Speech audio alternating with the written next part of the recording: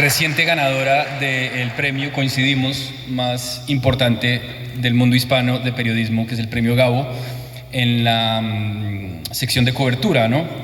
Por un trabajo sobre migración del que ya hablaremos. Pero pensaba empezar por quizá lo menos importante de lo que vamos a hablar, que es mi opinión, o mi experiencia tal vez. Y es que yo llevo 1 año y medio como corresponsal en este gigante y maravilloso país, y me impresionó mucho, después de varios años como corresponsal en el resto de América Latina, haberme encontrado con una situación de medios de comunicación muy crítica. Yo todas las mañanas me siento al frente del computador y abro, no sé, unos 20 medios de comunicación, y cuando termino ese monitoreo siento que no estoy informado, que no sé realmente qué es lo que está pasando. Los medios están en crisis en todas partes, el internet, la era de la desinformación, la polarización, afectaron mucho a los medios, pero creo que en México hay varios elementos adicionales en la ecuación que me gustaría hablar con ustedes, empezar por ahí. Entonces, si les parece, Carmen, tú, empecemos por hacer un diagnóstico del estado de los medios de comunicación y del periodismo en México. Bueno, en México y en el mundo, porque hay varias cosas que conectan al final de cuentas. Un gusto estar aquí. Felicidades por el premio, por cierto, porque es un gran premio el que recibió Miriam hace unos días, como lo recuerdas, en Bogotá. Ahí nos vimos en Bogotá, un trabajo de investigación fantástico y tremendo respecto a los migrantes, como dices, en el Río Bravo. Y bueno, pues fue una fiesta del periodismo lo que ocurrió en Bogotá, Colombia, con el premio Gabo. Por cierto, en el 30 aniversario de la fundación y de lo que significa este esfuerzo tan importante que nos dejó Gabriel García Márquez. El estado de las cosas en el periodismo es una pregunta bastante compleja, porque puede estar hecho de muchas cosas este estado de las cosas, esta circunstancia. Estamos en un tiempo en donde algo que a lo largo de la historia reconocimos, valoramos, identificamos como un factor sine qua non para que la democracia exista, hoy encuentra enormes desafíos de todo tipo. Enlisto algunos, desde luego no hay ninguna pretensión de agotar, pero enlisto algunos y paso el balón para escucharlos también, porque estamos hablando de que la tarea periodística cruza por desafíos que van de la competencia gigantesca para atrapar la atención del público, cuando hay un ecosistema comunicacional en donde tenemos una cantidad gigantesca de contenido en las redes sociales, una cantidad de información, contenido, entretenimiento como nunca en la historia, produciéndose masivamente y queriendo atrapar todos la atención de estas personas que son el público. Ese es un primer desafío gigante. Ahí yo me detengo y digo que los periodistas tenemos que hacer un esfuerzo muy grande para reivindicar qué demonios es ser periodista, para buscar un punto de diferenciación entre un universo de comunicación y de contenidos que por supuesto tienen derecho a existir. Nadie está diciendo que no tenga una gran fuerza, que la sociedad se comunique y que haya muchas personas que, sin ser periodistas estrictamente profesionales, acaban teniendo una tarea muy relevante de contarles a los demás las cosas que le importan a los demás. Y en ese universo cabe de todo. Cabe gente que, sin ser periodista con todas las letras de dedicarse exclusivamente a eso, ofrecen contenidos, comentarios, información muy relevantes y muy valiosas. De la mano de eso hay basura por montones. De la mano de eso hay una industria de la manipulación de ese diálogo social en donde están coexistiendo todas estas cosas. Hay también en este universo nuevas formas de comunicarse con los demás que retan a los periodistas y que de pronto los periodistas y los medios estamos tratando de entender cómo es que los jóvenes consumen o no consumen las noticias, cómo es que los más reacios a tener una opinión política huyen de la información o del trabajo de los periodistas. En fin, hay muchos desafíos en este ecosistema comunicacional que estamos viviendo. Y yo lo que digo es que los periodistas tenemos que hacer este esfuerzo cotidiano para reivindicar lo que es ser periodista. Alguien que se dedica a investigar, a buscar el dato que esclarezca una situación, a revelar cosas que son importantes para los demás, a hacerse cargo de lo que publica, a asumir la responsabilidad de lo que uno dice y uno publica, que eso no ocurre necesariamente con los demás que emiten permanentemente información o todo tipo de contenidos. Así que tenemos, yo creo, un desafío mayor, que es reivindicar y ratificar que el trabajo de los periodistas importa y que ese trabajo de los periodistas debe ir de la mano del rigor, de la ética profesional, del compromiso con las audiencias, de la defensa de la libertad de prensa y de expresión. Esos valores fundamentales del periodismo tienen que estar permanentemente confirmándose, reconfirmándose y ser parte de lo que permita a las personas, al público, a las audiencias, diferenciar entre el trabajo periodístico de gente que se dedica profesionalmente a eso y lo que significa también tener acceso a otro tipo de contenidos que tienen absoluto derecho a existir. No digo que no. Ese es un tema y hay otros más. ¿Tú cómo lo ves, Miriam? Trabajas para un periódico que, en mi opinión, y sin saber mucho del tema, pero tengo la impresión de que ya no es lo que era, que ya no juega el rol importante en el espacio público, en el debate político que podía tener antes, como el Universal. Desde esa postura, ¿tú cómo lo ves, el estado de los medios?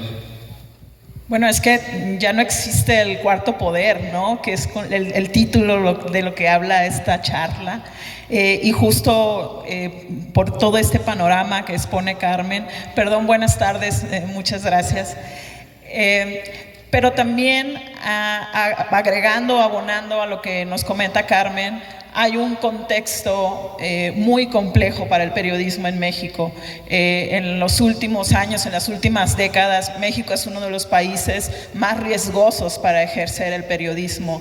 Y esto ha venido complicándose, digamos, desde el sexenio pasado, que se impuso un discurso de estigmatización hacia los periodistas, un discurso de criminalización, desde el foro más importante de este país, que era La Mañanera. Todos los días el presidente le llamaba mentirosos, corruptos a los periodistas y a la prensa de todo el país. Se les decía, pues, se les convirtió en el enemigo público número uno, ¿no? En los adversarios. Y esto es bastante grave porque se ha replicado no solo desde la máxima tribuna, se ha replicado en el discurso que utilizan los gobernadores de los estados, los alcaldes, hasta los regidores. Es un discurso que ha penetrado y hay una sociedad, hay un ambiente muy hostil para el periodismo en México.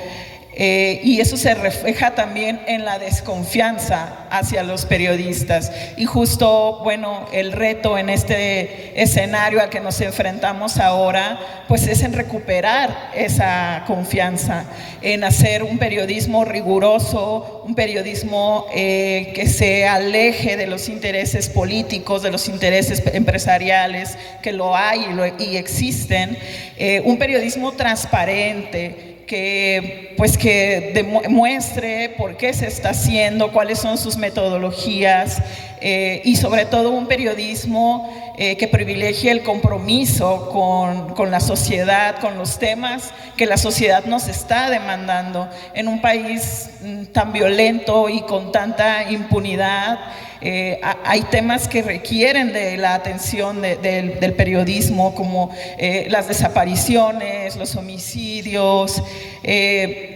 las personas migrantes, infinidad de temas a los que el periodismo tiene que arropar, tiene que acompañar. Y yo creo que esa es la ruta que necesitamos caminar para recuperar esa confianza. No deja de ser paradójico, y la verdad es que no le encuentro explicación al hecho de que decimos, y coincido contigo, que el periodismo ya no es el cuarto poder, pero a su vez su relevancia hace que maten a los periodistas, ¿no? Porque no los matan porque no importen, los matan precisamente porque importan. ¿Cómo explicas tú eso, Carmen? Pues lo acabas de decir tú con mucha claridad. Es la forma más brutal, más rotunda, perdón que lo diga así, de silenciar a alguien. A lo largo de la historia hemos sabido y vivido y contado historias de censura, historias de persecución, historias en donde el poder o los poderes, aquellos que prefieren que no se conozca lo que la gente tiene derecho a conocer, pues han tenido diferentes maneras de silenciar, de generar autocensura o de censurar directamente. Hay una larga historia en el mundo, y México es parte de ese mundo que al final de cuentas podemos pues enlistar. Cuando se decide matar a alguien, pues es ya el punto extremo de alguien que está dispuesto a aniquilar físicamente a esa persona que tenía algo que decir. Y creo que es muy importante subrayar que México, lamentablemente, es uno de los países en donde más periodistas asesinados hay. A lo largo de los años, México se ha convertido en uno de los países en donde se asesina periodistas y no pasa nada. Estamos hablando de una impunidad que es verdad, es una impunidad que cubre todo el espectro de la violencia en México, porque aquí pueden matar a miles o desaparecer a miles y estrictamente hablando no pasa nada, o no pasa mucho si queremos ser amables. En el caso de los periodistas estamos en esa misma burbuja de impunidad gigantesca, y yo siempre que tengo oportunidad de conversar o de hablar del tema, siempre digo que las personas, nosotros, la sociedad, tiene que tomar conciencia, tenemos que tomar conciencia que cuando se mata a un periodista o a una periodista, por supuesto se afecta a su familia, a su medio, a su entorno, pero se mata un derecho de la sociedad, y la sociedad tendría que asumir que cada muerte de periodista es la muerte de mi derecho a saber. Y si no entendemos así, el nivel de exigencia acaba siendo lo que es, que la muerte de periodistas es un tema que importa al gremio, que importa a una parte de la sociedad, pero no creo que tengamos la conciencia plena de que asesinar a un periodista es asesinar ese derecho nuestro a saber lo que ese periodista tenía que decir. Y creo que es un giro que en las sociedades que vivimos fenómenos de violencia como este tendremos que asumir, que no hemos logrado aterrizar con fuerza la exigencia al Estado, a las autoridades cuando matan a alguien. Es demasiado común que ocurra, es demasiado común que maten en este país desde hace años a decenas de miles de personas, o que estén desaparecidas decenas de miles de personas. Es brutal. Y estamos en un shock en donde es difícil procesar, pero tenemos que hablar de ello, porque al final, en algún punto de nuestra historia, tendremos que encontrar la salida. Es interesante que tú estabas hablando del periodismo, pero en realidad lo que estás hablando es del país, ¿no? Como que sirve de metáfora para saber en qué situación porque está junto con pegado. Claro. Pero yo te quería preguntar justamente en ese sentido. Tú llevas en esta chamba 30 años, desde los o más. Sería buen gusto de tu parte no preguntar con tanto énfasis. Desde los años 80. No veo la necesidad de tu parte. Pero es que justamente el objetivo de esta charla, 10 años constelaciones, es el diálogo intergeneracional. Y en mi punto es, ¿cómo era antes? ¿No? Este era un país donde tenía un sistema democrático parcial, por no decir que limitado y Eres elegante, nulo. sí, eres elegante. ¿Cómo era antes? O sea, ¿realmente era mejor la situación de los periodistas? No, por supuesto que no era mejor. Cada etapa, cada época, cada circunstancia tiene sus propias características, y desde luego que México tenía, pues yo no creo que haya que ir muy lejos para citar al clásico de la dictadura perfecta. Vargas Llosa lo redondeó en esa frase magnífica que hablaba de una apariencia democrática, porque había elecciones desde Lázaro Cárdenas para acá. Sí, cada 6 años cambiábamos de gobierno, había una rotación gubernamental, había democracia, se decía, pero todos sabíamos que el presidente que seguía era el que decía el anterior, porque había un dedazo y había un sistema de funcionamiento de poder pues muy particular, pero democrático no era. Y los medios en general, tampoco se puede generalizar ni en aquel entonces ni ahora, pero digamos en general podríamos, en lo rápido, los medios eran un engranaje de un sistema, un engranaje al final de cuentas que estaba en sintonía con una manera de ejercer el poder, y era un poder a su vez. Me parece interesante que traigas el factor PRI, la dictadura perfecta, porque mucho se habla hoy en día de que estamos ante una vuelta del PRI, ¿no? En el sentido de que Morena está acaparando tanto poder, incluido dentro de los medios. No se puede negar que la mañanera y la caída del patrocinio, ¿no?, de la publicidad pagada en los medios del Estado también sacudió al entramado de los medios, y me pregunto si ustedes creen que estamos ante un escenario así, digamos que estamos otra vez volviendo a una democracia limitada. ¿Tú qué crees? ¿Cómo lo ves? Sí, hay señales de alerta. Específicamente hablando del periodismo o de la libertad de expresión. En los últimos años las organizaciones de defensas de periodistas han advertido de un crecimiento en el acoso jurídico, en el uso de demandas legales para silenciar, para atacar periodistas. Y este año es uno de los años en los que se rompieron todos los récords. Hasta entre enero y junio de este año van 51 denuncias contra periodistas, desde el tipo electoral, civil y penal. Y yo creo que el penal es el que nos debería de preocupar más. Y la mayoría de estas denuncias son presentadas por personas en posiciones de poder, es decir, funcionarios públicos o personas que estaban en un cargo de elección popular, por ejemplo, durante la reciente elección judicial. Y este fenómeno del acoso judicial para atacar la libertad de expresión no nos debería de preocupar solo a los periodistas, nos debería de preocupar a toda la sociedad, a todos los ciudadanos, porque también se está utilizando en contra de ciudadanos. Entonces, pues bueno, hay señales de alerta de estos esquemas de intolerancia que van totalmente en contra de la libertad de expresión. Y a esto se añade un actor principal en esto, que es el crimen organizado, que en las regiones donde tú vienes de Sinaloa y has cubierto pues mucho las regiones del país, y me decías que te importaba mucho el factor local, ¿no? Es interesante que aquí tenemos una periodista que está interesada en lo local y una que escribe y publica desde la Ciudad de México.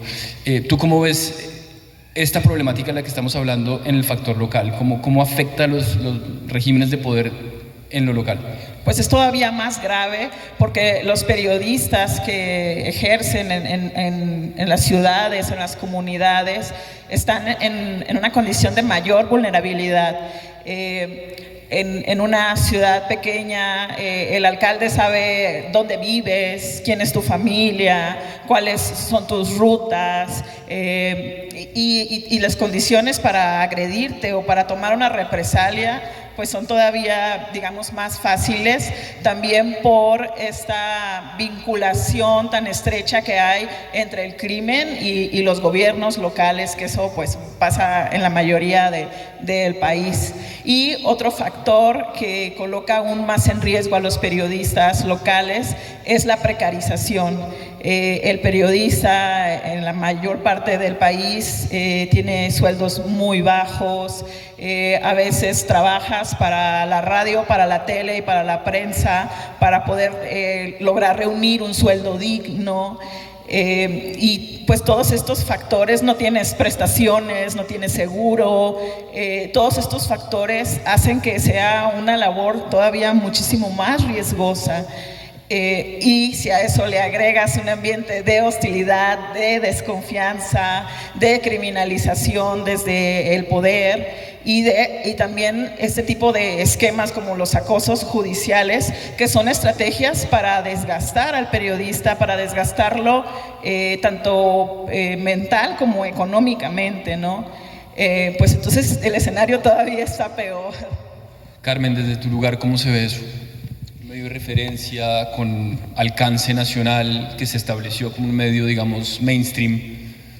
Yo diría que estamos en un momento, lo explicó muy bien Miriam sobre el estado de las cosas en relación a gobiernos. No somos muy originales porque este modelo se está replicando y se replica en varios lugares del mundo.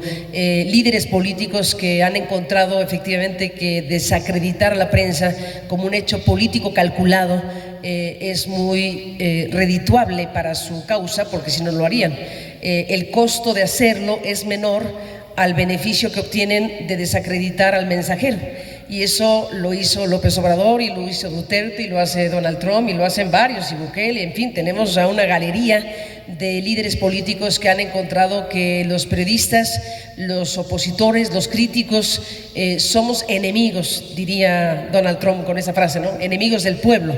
Y bueno, es complicado para los periodistas estar en este tete-a-tete con el poder político al más alto nivel, cuando ese poder político está dispuesto a matar, en algunas ocasiones físicamente, o a matar moralmente, que es la herramienta que se repite y se repite en diferentes lugares. Y eso ha causado un daño importante en estos dos factores clave que dan razón de ser a la relación de los periodistas con sus audiencias, que son confianza y credibilidad.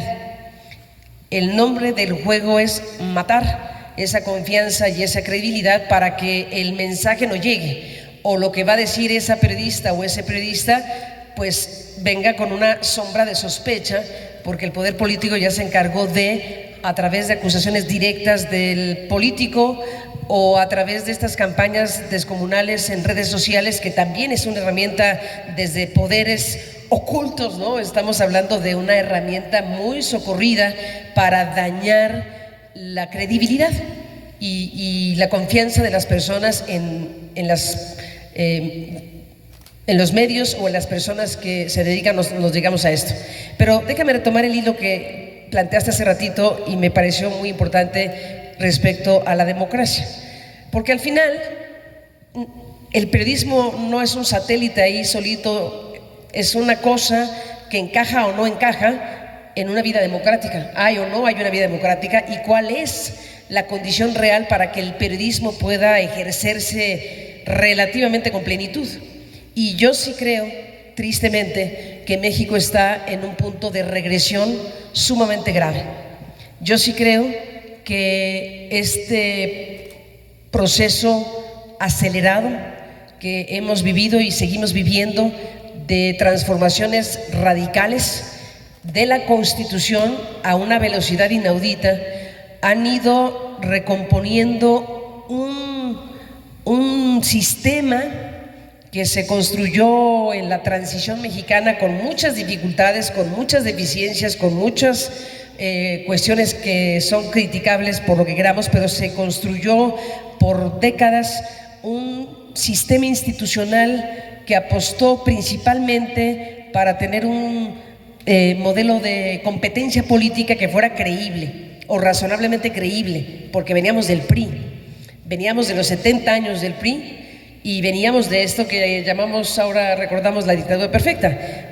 La evolución del país, los eventos trágicos que se atravesaron en nuestra historia, el 68, el 71, las batallas de los campesinos, en fin, muchas personas contribuyeron con sangre para que el sistema fuera cediendo ante las exigencias de una mínima democracia, y fue largo el proceso.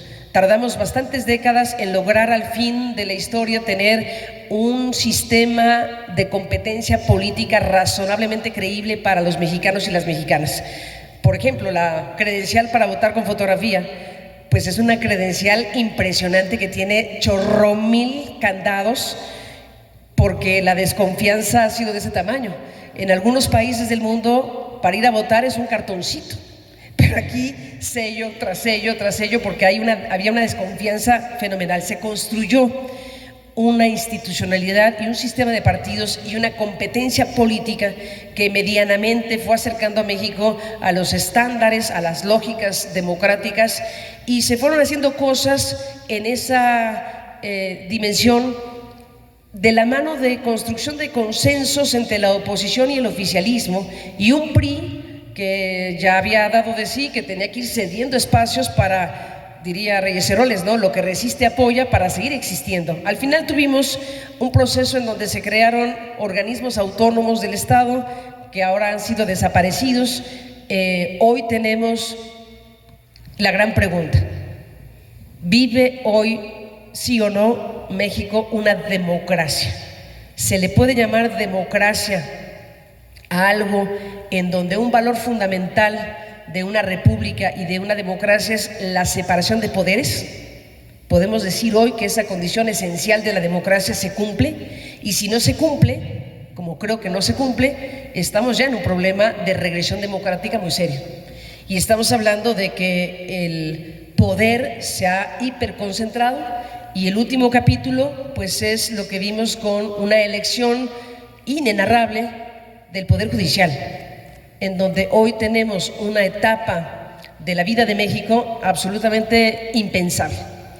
Además de lo que ha pasado con el Congreso mexicano, que pues sí, la gente mayoritariamente votó por Morena y sus aliados, pero no les dieron las mayorías absolutas que hoy tienen, obtenidas de una forma muy cuestionable. Así que tenemos a un Congreso en control del poder oficialista, tenemos a un Poder Judicial que ha surgido de la forma en que ha surgido, tenemos la eliminación de estos contrapesos que se fueron construyendo a lo largo de décadas, y una pregunta aquí entre nosotros: ¿es hoy México una democracia? Y si la es, ¿qué tipo de democracia es? Y son preguntas que nos tenemos que hacer, porque lo que hemos visto es una circunstancia que va a tardar mucho tiempo en revertirse. Aquí es inevitable, lo dijiste, ¿no? La gente votó por ellos. Hablar de este número que tanto uno le toca traer en estas conversaciones, y es el 80%. 80% de los mexicanos apoya a este gobierno. Mi pregunta es, ¿acaso las mayorías hoy en día no están preocupadas por la democracia y por la información? ¿Tú cómo lo ves, Miriam? ¿Por qué crees que hay una brecha tan grande, más bien, entre lo que uno ve en los medios de comunicación, donde esto que plantea Carmen es muy claro, ¿no? Hay una oposición muy fuerte al gobierno, en la calle no está, la mayoría de la gente apoya al gobierno? Sí, no creo que no preocupe. Creo que sí hay mucha desinformación, mucha manipulación del discurso.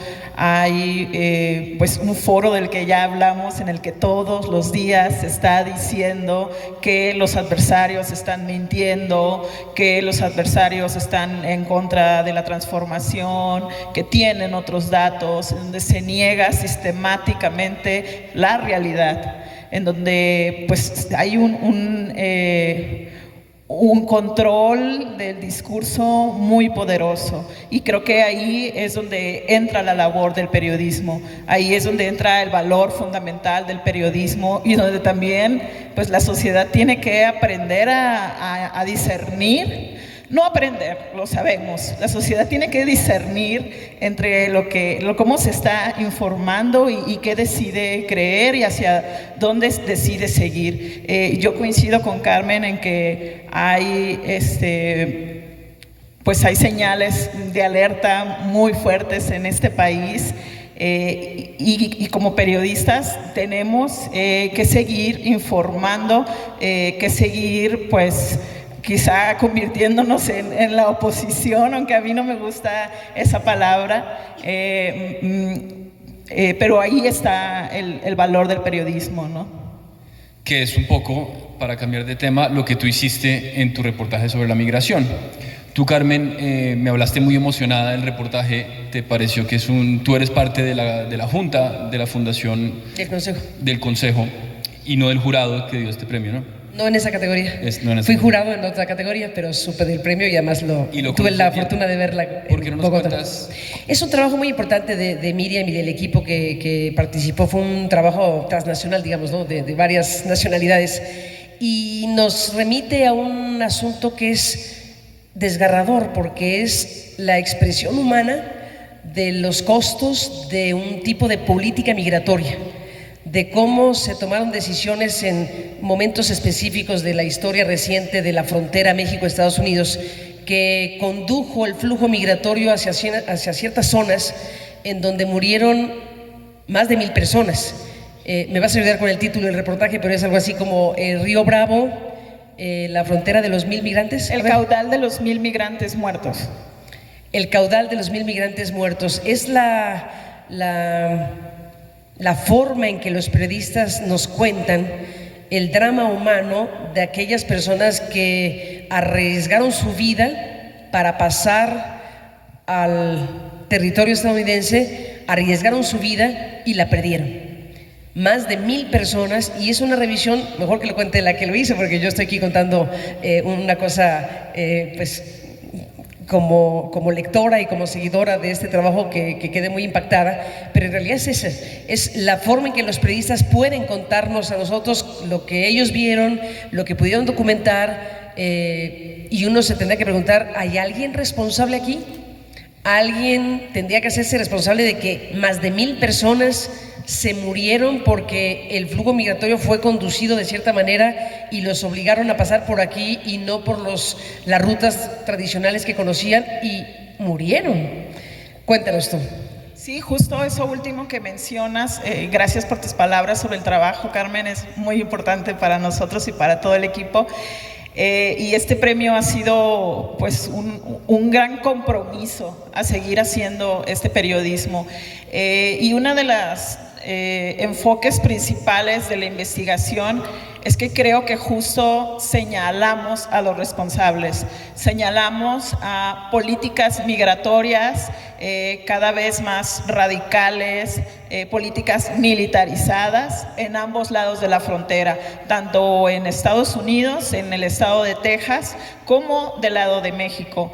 Y uno de los hallazgos fundamentales es que logramos relacionar el aumento de las muertes con estas políticas migratorias, a partir de que empieza a crecer la presencia del ejército en la frontera de México, del ejército y de la Guardia Nacional, y a partir de que el gobierno de Texas inicia una política antimigrantes llamada Operación Lone Star, que es el despliegue de su Guardia Nacional tejana y un muro con alambrado de púas y contenedores enormes en la frontera sur de Estados Unidos. De forma paralela, estas muertes comienzan a aumentar. ¿En qué año salió el reportaje? El año pasado, en diciembre de este año. O sea, antes, en todo caso, de que Donald Trump llegara a la presidencia, que con su retórica y en parte sus políticas le ha dado al mundo de la migración un vuelco impresionante, y que ha hecho que México también tenga que militarizar aún más la frontera, perseguir aún más los migrantes, que los migrantes tengan menos mecanismos de paso y de ayuda. ¿Tú cómo estás leyendo este nuevo escenario que se determina por lo que dice Trump? Sí, yo creo que si en años pasados el escenario era complejo, ahora es peor. Y bueno, lo que están denunciando activistas en México es que hay una criminalización hacia los defensores de personas migrantes, y eso está sucediendo ahora en México, está sucediendo en la frontera sur, está sucediendo en la frontera norte. Hay una estrategia de persecución, de silenciar a las personas que se dedican a apoyar a las personas migrantes, y además pues todo lo que conocemos y lo que vemos que está pasando en Estados Unidos con estas deportaciones masivas que se están dando y cómo se está separando a las familias. Y además creo que algo que el periodismo todavía no nos hemos ocupado es ¿qué está pasando con las familias que están regresando? Con las familias que están regresando, pues tan solo hablemos de nuestro país, ¿no? En un contexto muy adverso. Sí, porque además las causas de la migración, es decir, la crisis económica en Venezuela, la represión política en Nicaragua y un largo etcétera de cosas en muchos países siguen intactas o incluso están peores, entonces la gente está saliendo más. Entonces es una situación muy, muy difícil, pero quería, antes de terminar o pasar a las preguntas, preguntarles por la condición de mujer en el periodismo. Vi un dato recientemente que el 80% de los periodistas que matan en México son hombres. Y yo dándole vueltas pensaba, pues, claro, porque los temas duros son los que cubren los hombres. Y ustedes son un ejemplo de que no es así, ¿no? De que los temas duros también los pueden cubrir mujeres. En fin, me pregunto, en lugares como el que ustedes están, ¿cómo ha sido la condición de mujer dentro del entramado del periodismo? Bueno, el tema de las mujeres es un tema global, es un tema que cruza transversalmente todas las actividades de la humanidad, digamos así, y el caso del periodismo tiene sus particularidades, pero vivimos circunstancias similares a otras actividades. Por ejemplo, sigue habiendo una desigualdad brutal en materia de ingresos, ¿no? Sigue habiendo una discriminación para las mujeres en materia de ingresos y de oportunidades, aunque las mujeres hemos avanzado para dirigir, para opinar, para incidir a través de los medios de comunicación. En algunas ocasiones hemos podido tener espacios importantes, pero hay todavía, me parece, al igual que en las sociedades en general, desventajas importantes, desventajas estructurales.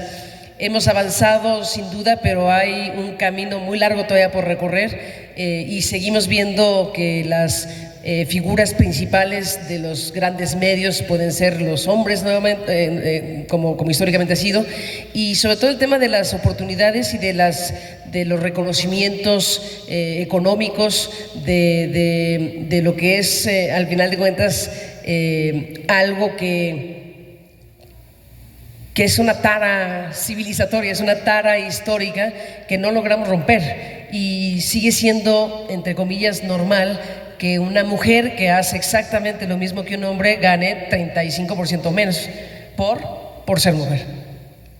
Y en el manejo de la fuente, ¿cómo opera esto? ¿Tú cómo lo vives? Sí, pues mira, la mayoría de las agresiones hacia mujeres periodistas tienen un discurso totalmente machista. Tremendo, sí. Ajá, de una violencia machista.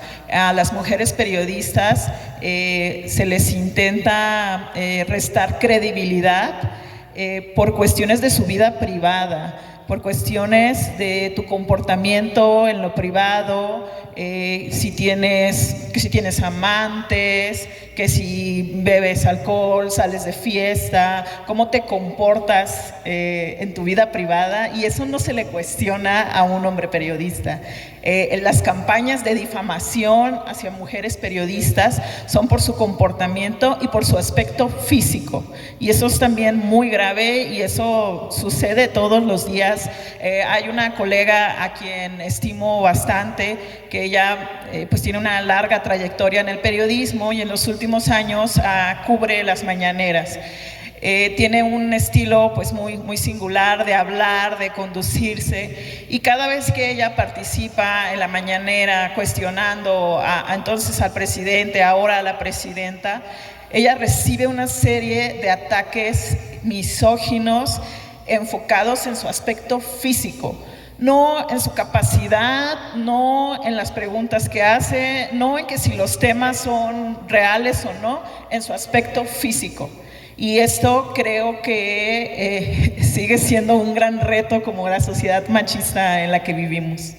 Sin embargo, quería agregar, en el tema de mujeres, yo ahora estoy muy contenta porque trabajo en un equipo en donde la mayoría somos mujeres, somos 4 mujeres y 2 hombres, y trabajo con compañeras periodistas tremendas, increíbles, que están haciendo investigaciones, que están logrando reconocimientos a nivel internacional, y yo sí estoy convencida que ahora en México las mejores referentes del periodismo de investigación son mujeres.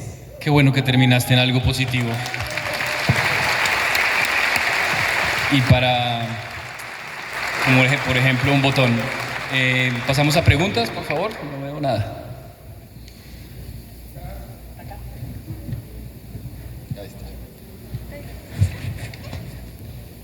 Muchas gracias. Yo ejerzo periodismo cultural independiente como freelancera, más que nada para medios de habla inglesa.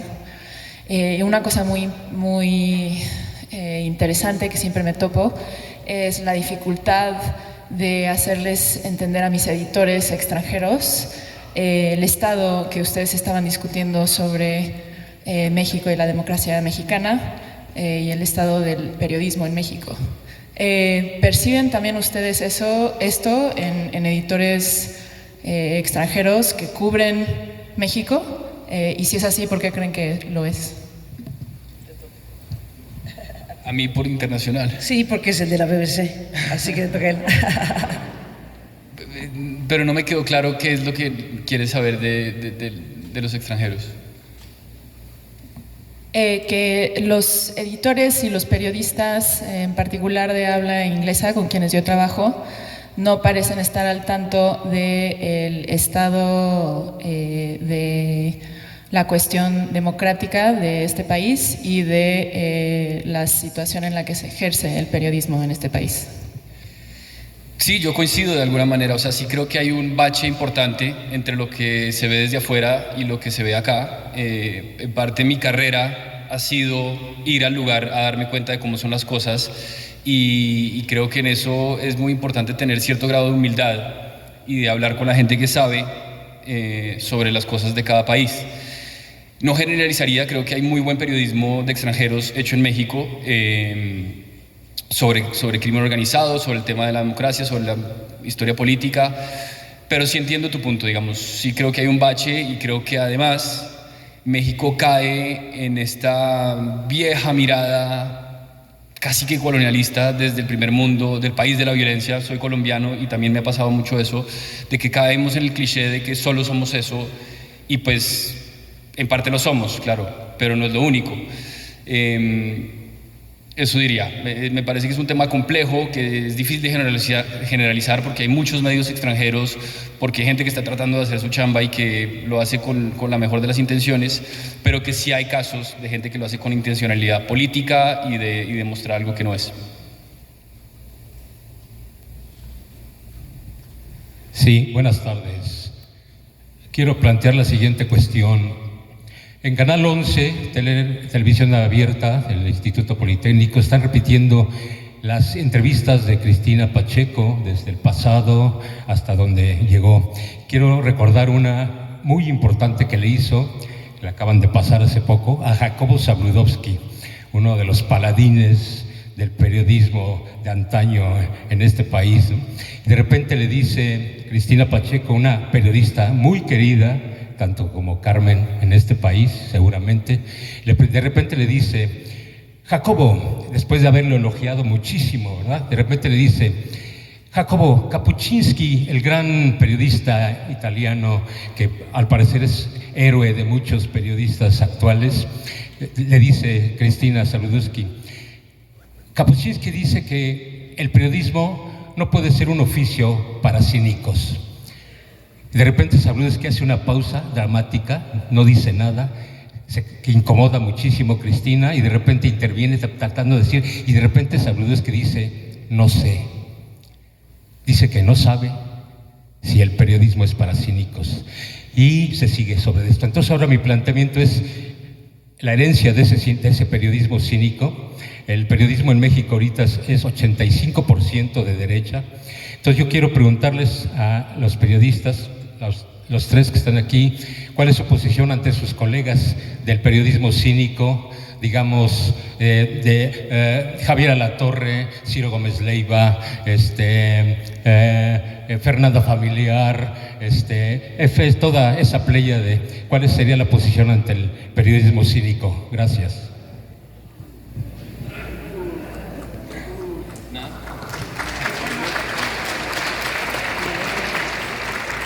Yo lo único que agregaría es que Kapuscinski no es italiano, ¿no? Es polaco, ¿no? Polaco. ¿Tú tienes algo que decir? No, pues desde el respeto a la profesión de todos los colegas y de todos los enfoques y las posturas que todos deseen tener. Yo creo que lo que a nosotros nos importa aquí es justo no ser cínicos. Y eso es a lo que me refería hace rato, de aprender a discernir quién hace un periodismo cínico y quiénes no. Y bueno, yo creo que toda mi carrera me he esforzado en justo no caer en ese en ser cínico, ¿no?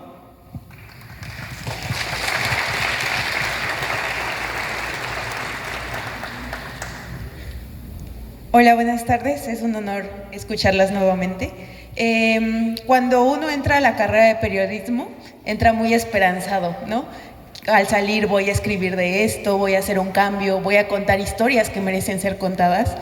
Entonces, al salir, nos topamos con la realidad, la censura, como lo comenta Miriam, la violencia machista, como lo comenta Carmen, esa forma de asesinarnos moralmente. ¿Qué consejo nos darían a ustedes, como periodistas ya formados, a los nuevos periodistas para sobrevivir a eso? Bueno, así como tanto como dar consejo, no sé si estoy en ese plan, pero yo te diría que hay que enfrentar circunstancias complejas, difíciles, pero que este es un trabajo, un oficio, una profesión fascinante. Es una forma de vida desde mi punto de vista.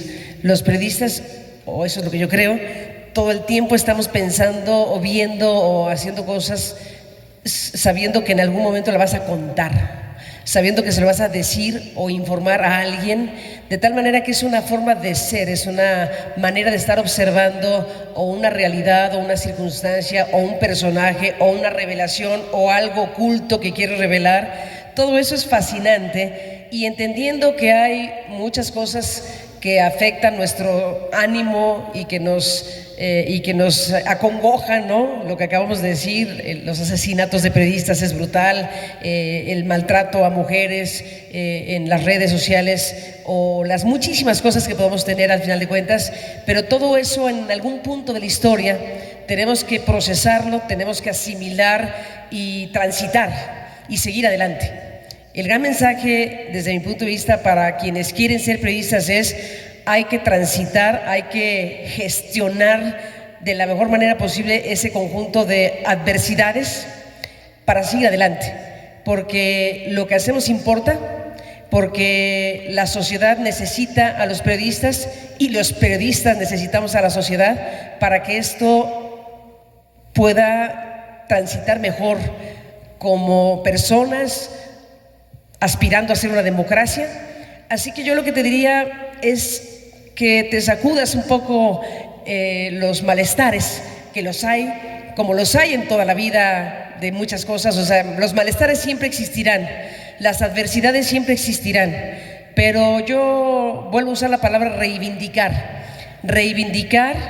el valor del periodismo, reivindicar el sentido de ser periodistas, reivindicar esto que es ayudar a que la sociedad cumpla sus derechos a estar informados, a tener un panorama de lo que ocurre y de qué es importante para los demás. Tenemos que refrendar que lo que hacemos importa y seguir adelante.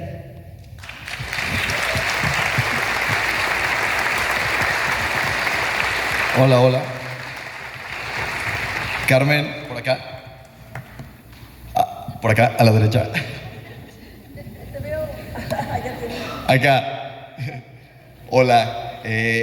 Nos conocimos hace un año en la Universidad de Harvard. Compartimos escenario, yo hablando sobre redes sociales y tú de periodismo. Cuando estuvimos en ese foro frente a los estudiantes, yo cometí el error de decir que venía de una ciudad muy pequeña, que era Querétaro. Y digo que es error porque después en el backstage nos conocimos y me dijiste que siguiera haciendo lo que estaba haciendo y que nunca dijera que mi ciudad es pequeña. Entonces, a partir de ese momento, empecé a crear el contenido que hacía del mundo ahora en Querétaro. Ahora el contenido de historia, arte y cultura lo hago para que la gente de mi generación y quien esté usando el teléfono se pueda encontrar con un dato y que pueda preservar esa historia, esa cultura y trascenderla.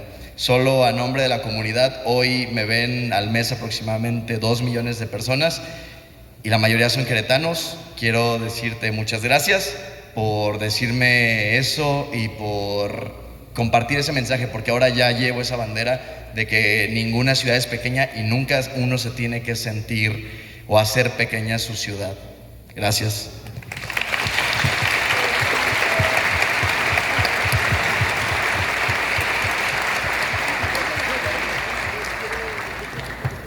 Agradecer la conversación, de verdad bastante enriquecedor el trabajo que hacen.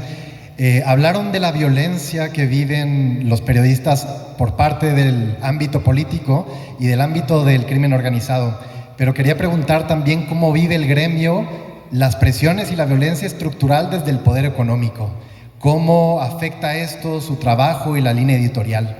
Y por otro lado quería preguntar también que dentro de la corriente de la ciencia política dicen que la política puede ser consenso o la política puede ser nada de consenso, es pelea todo el tiempo.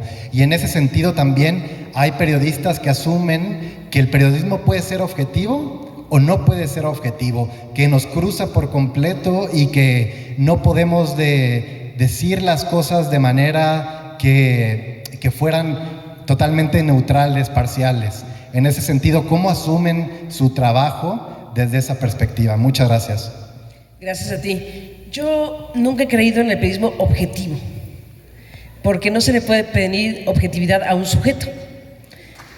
Tenemos perspectivas distintas, tenemos interpretaciones distintas. O sea, ¿qué es la objetividad? Pues es algo imposible. Lo que sí se puede pedir y hasta exigir, si quieres, es que los periodistas, con la perspectiva o la interpretación o el énfasis que puedan dar a un tema o a otro, lo hagan con seriedad, lo hagan con rigor, lo hagan con compromiso con sus audiencias. Pero el nombre del juego es diversidad, el nombre del juego es pluralidad, el nombre del juego es periodismo ético, riguroso, profesional. Pero yo me resisto a aceptar que hay algo así posible que se llame objetividad. Ese es mi punto de vista. Pero está buena tu pregunta. Gracias. Sobre el tema del financiamiento, ¿quieres decir algo? Y el tema de los gigantes económicos y demás cuestiones que dijiste, bueno, pues esa es la historia de la humanidad. Los poderes son muchos y los poderes ejercen su condición de diferentes maneras. El poder político, el poder económico, el poder religioso, el poder mediático, el poder criminal. Hay un montón de poderes. Y justo esos poderes deben tener contrapesos, y justo esos poderes deben ser observados, y justo esos poderes, todos, deben ser sometidos en una democracia al escrutinio, a la vigilancia, a la rendición de cuentas. No ocurre siempre o no ocurre casi nunca, pero digamos que los poderes económicos acaban siendo eso también, y no siempre existe la posibilidad en las democracias y en los países de que podamos tener esto que es esencial, los contrapesos, para que un poder esté por encima de la sociedad o que los intereses de cualquier tipo, políticos, económicos o los que fuere, se pongan por encima del interés general. Así que, pues los poderes es eso, y el trabajo de los periodistas radica precisamente en observarlos, en informar de ellos, en buscar sus cuitas, en exhibir lo que no funcione, en mostrar lo que genera corrupción o abuso. Todo ese conjunto de cosas que al final de cuentas estamos buscando para informar, para reportar, tiene que ver con los poderes, incluyendo el económico y todos los demás. Hacemos una pregunta más. Hola, buenas tardes. Antes que nada, felicidades por la trayectoria y por lo que hacen. Mi pregunta es, yo soy un ciudadano de a pie y uno abre el periódico, lee las noticias todos los días y lo único que vemos es de lo que ustedes hablan: migración forzada, desapariciones, asesinatos, corrupción, etcétera, etcétera. Y la verdad es que es patético lo que uno lee. Es lo que nos espera de aquí en adelante. ¿Y ustedes cómo lo ven? Al que lee las noticias todos los días, estamos en un círculo vicioso del que no tenemos salida más que estar escuchando noticias que realmente son dramáticas en nuestro país. ¿Vas, Miriam? Lamento decir que es nuestra realidad.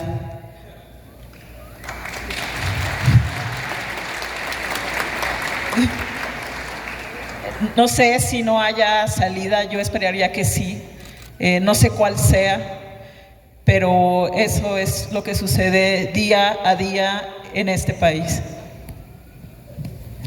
Y la salida no puede ser posible ocultando una realidad. Por lo tanto, hay que informar de todo eso. Bueno, yo creo que lo vamos a dejar ahí. Ya nos pasamos del tiempo, pero nada, una vez más, gracias a ustedes por su trabajo. A ti, por estar muchas acá. gracias. Un Miriam, aplauso más. Muchas gracias.